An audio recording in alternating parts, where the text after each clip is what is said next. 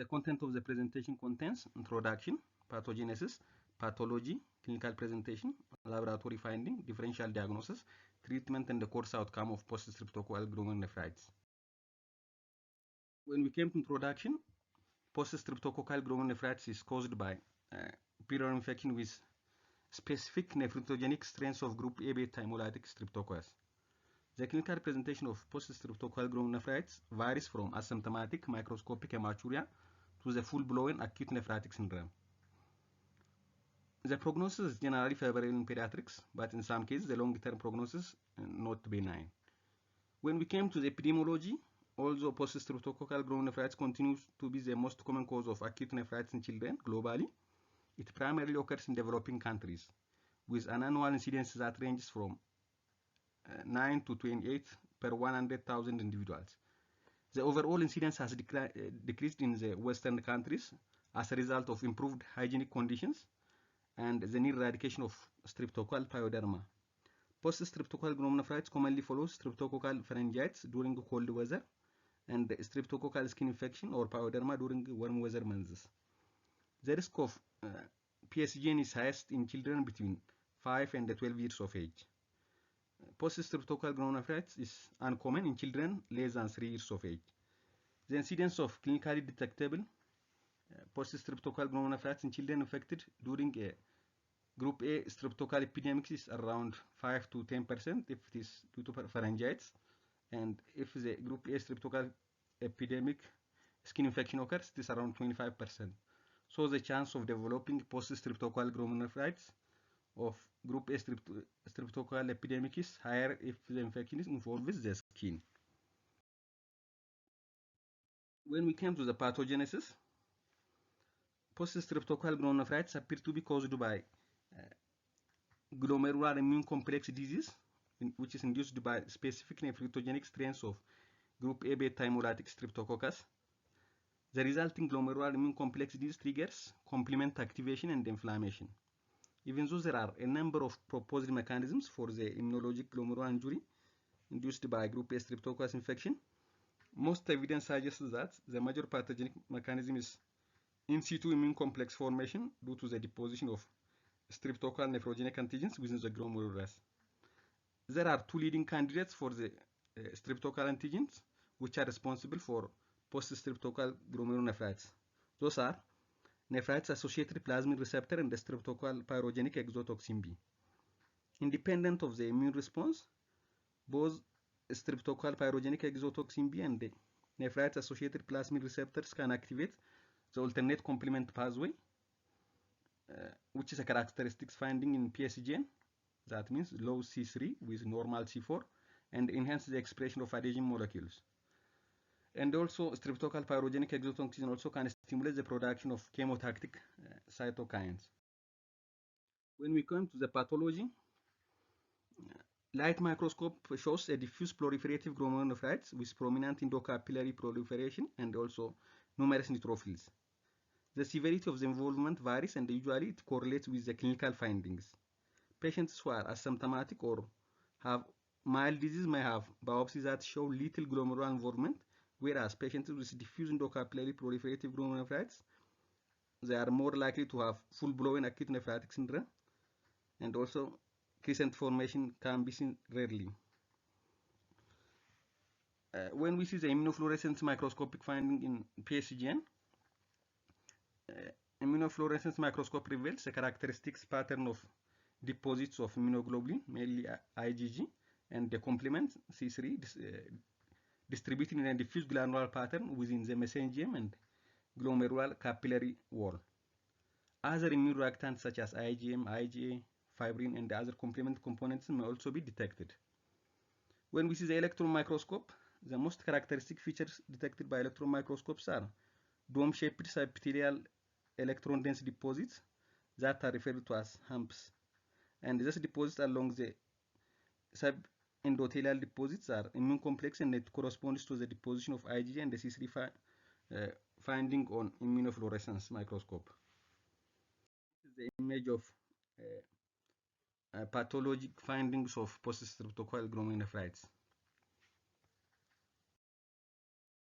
When we came to the clinical manifestation, The clinical presentation varies from asymptomatic microscopic hematuria to the full-blown acute nephrotic syndrome characterized by red urine, proteinuria may reach up to nephrotic range in around 5%, edema, hypertension, and also elevation in serum creatinine level. There is usually an antecedent history of group A beta hemolytic streptococcal skin or throat infection. The latent period between group A streptococcal infection and post-streptococcal glomerulonephritis is dependent upon the site of infection. It is around 1 to 3 weeks following group A streptococcal pharyngitis, and it is between 3 to 6 weeks following group A streptococcal skin infection.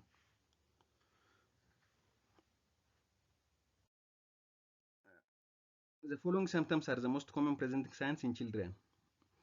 Edema. Generalized edema is present in about 2/3 of patients due to sodium and water retention. In severe cases, fluid overload leads to respiratory distress due to pulmonary edema.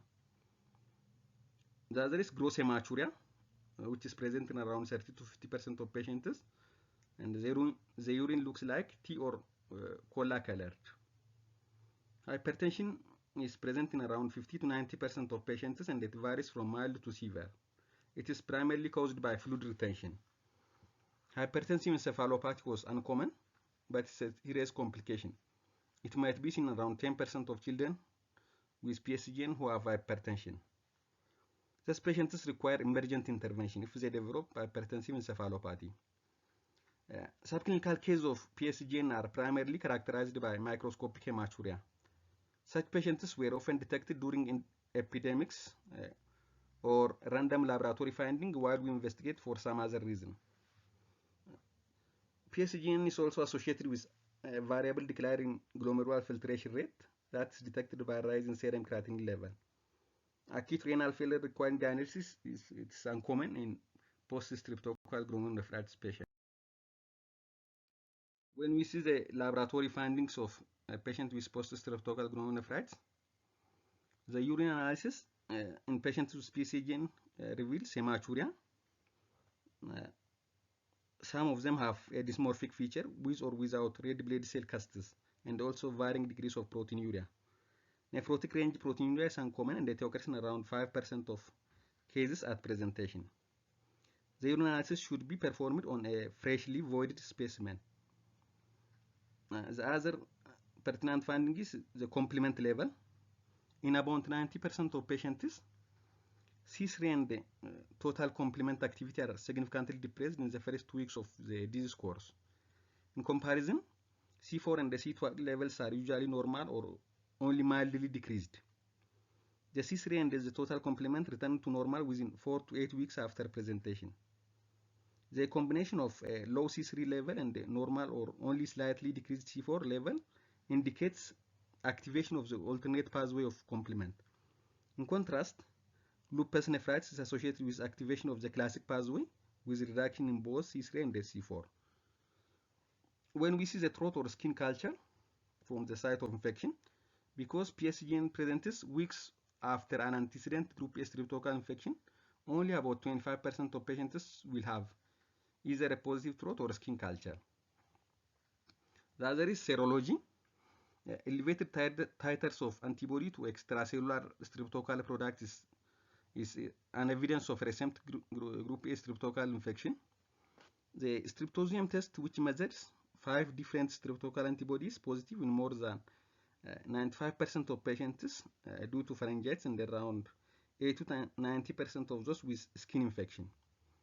Those streptosium tests include anti-streptolysin, anti-hyaluronidase, anti-streptokinase, anti-nicotinamide adenine dinucleotide or anti-NAD, anti-DNase-B antibodies.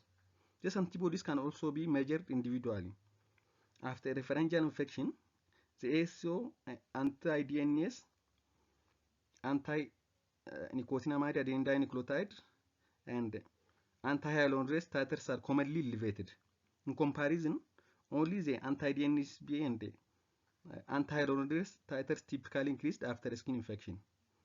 If only the ASO titer is used to screen for group A streptococcal infection, it might be falsely low or negative in patients with skin infection.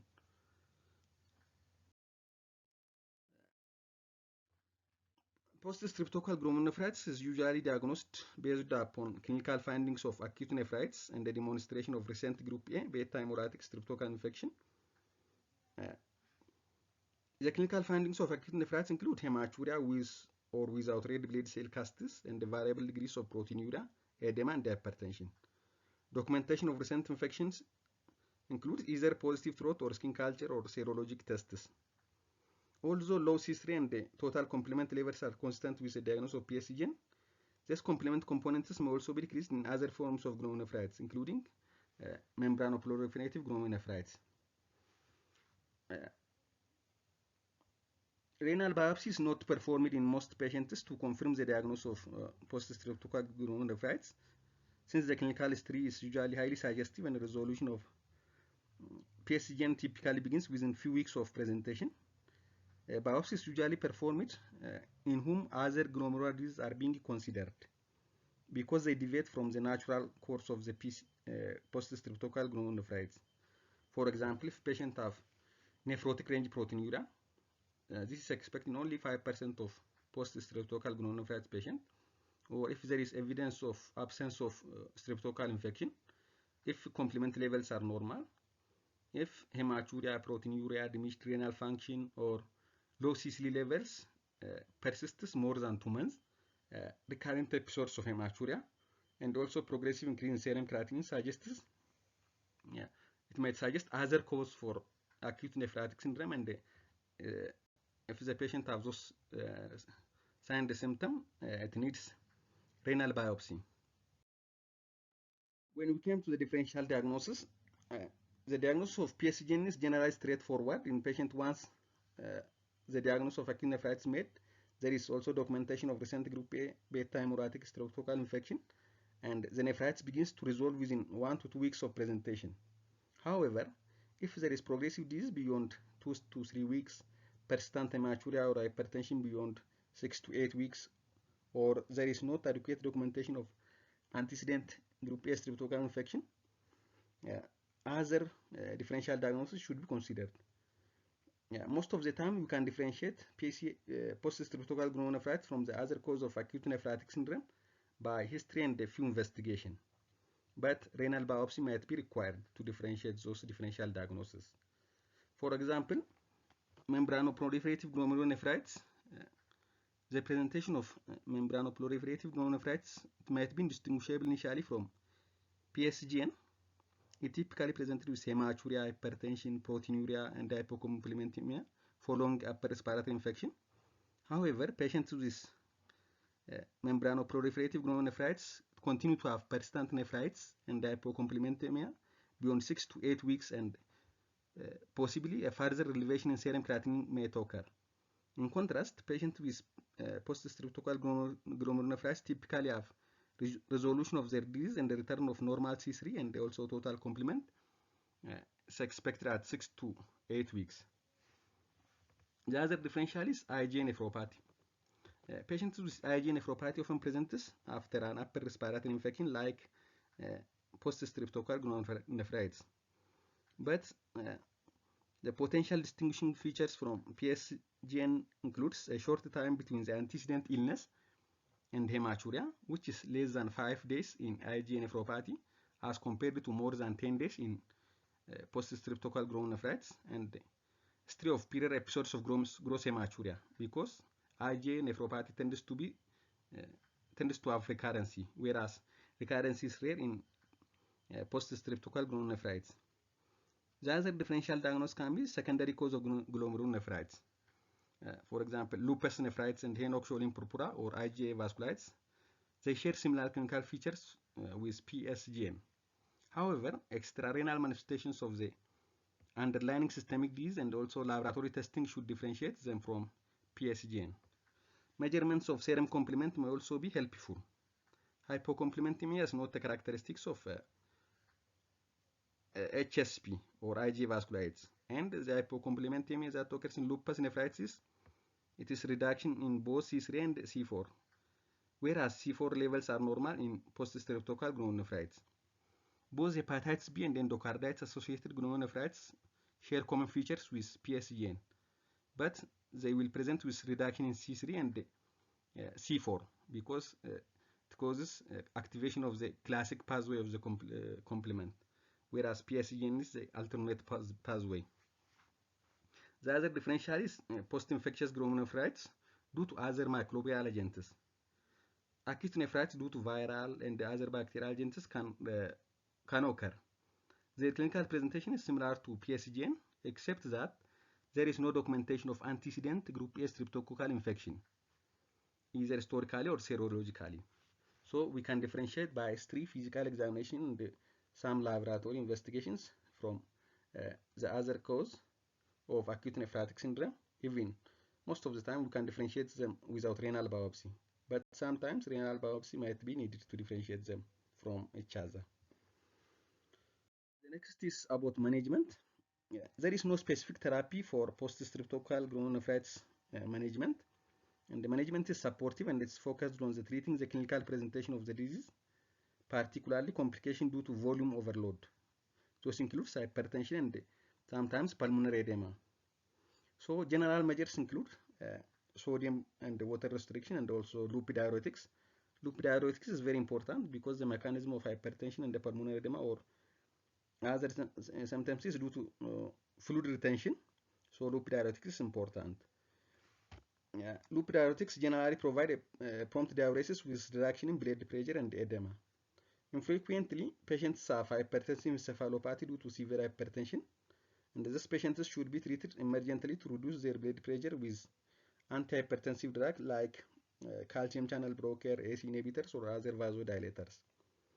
Patients with PSGN have a variable reduction in renal function, and some patients require dialysis during the acute episode. Patients with evidence of group A streptococcal infection should be given a course of antibiotic therapy to prevent spread of nephrogenic species of group A beta hemolytic streptococcus. But antibiotic doesn't change the natural course of the disease for the affected patient. A diuresis typically begins within 1 week, and the complete recovery is expected in more than 95% of children. The serum creatinine, complement level, hematuria, they usually resolves within 4 to 6 weeks. And the proteinuria also falls during the first 2 months of the disease, but it is slightly slower than that of hematuria and recovery of renal function. Recurrence is extremely rare in patients with PSGN, and the chronic renal disease can occur in less than 2% of children which is affected by PSGN. Thank you for listening, and don't forget to subscribe, like, and share this channel for further lessons about pediatrics problems. Thank you.